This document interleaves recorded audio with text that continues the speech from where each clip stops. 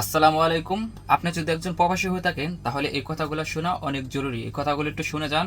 যেহেতু ভিডিওটা একটু বড়, তারপরেও বলছি, অনুরোধ করছি এই কথাগুলো একবার হলেও শুনুন। আমি অনেক প্রবাসীকে দেখেছি যখন আমি এই প্ল্যাটফর্ম করি নাই, যে তারা টাকা নিয়ে আসে, এসেই একটা বাড়ি করে আগে, এবং বাড়িটা কিন্তু নিজের ইচ্ছা করে না, পরিবারের চাপে আশেপাশে মানুষকে দেখানোর জন্য একটা বাড়ি করে। তারপরে কিছুদিন পরে ৩-৪ বছর পরে দেখি তার ঘরে বাজার হয় না। আমি এরকম অনেক প্রবাসীকে খুব কাছে থেকে আমার গ্রামের বা আশেপাশে গ্রামে আমি দেখেছি, বাজার হয় না, মা বাবার চিকিৎসা হয় না, নিজে চলতে পারে না, এসে কিছুদিন স্যুট টুট পরেছে, শার্ট টার্ট পরেছে, এরপরে দেখে লুঙ্গি পরে। তা আমি দেখলাম যে আসলে পুরোটাই পরিকল্পনার অভাব।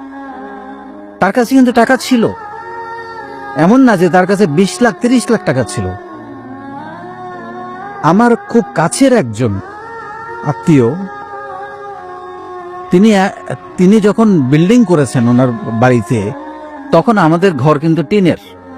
আমি আজ থেকে ধরেন আরো 40-50 বছর আগের কথা বলছি। তখন আমাদের ঘর টিনের, মানে ওনার হাতে এত কাঁচা টাকা, এটা কিনে ওইটা কিনে, একে টাকা দে, এই অসুখ, এই ধার নিয়ে যাচ্ছে, সবাই এসে তার কাছ থেকে শুধু টাকা নিয়ে যাচ্ছে, ক্যাশ টাকা তার কাছে।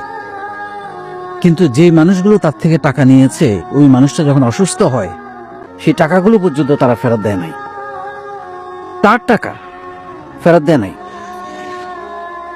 এবং হঠাৎ করে মানুষটা একদিন মারা গেছে, তার ছেলেমেয়েরা এখন খুবই খারাপ অবস্থায় আছে, অথচ আজ থেকে 45 বছর আগে তার বাড়ি বিল্ডিং হয়েছে, শুধুমাত্র পরিকল্পনার অভাব। আমার কাছে মনে হয়েছে যে এই প্রবাসীদেরকে নিয়ে আমি একটু কাজ করি।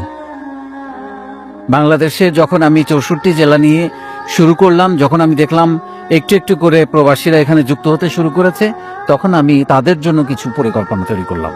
আমাদের প্রবাসীদের, বিশেষ করে মিডল ইস্টে যারা থাকে, আপনারা জানেন যে আমাদের 1 কোটিরও বেশি প্রবাসীর মধ্যে প্রায় 85% থাকে মিডল ইস্টে, বাকিরা হয়তো ইউরোপ, আমেরিকা, বিভিন্ন দেশে, অন্যান্য দেশে থাকে।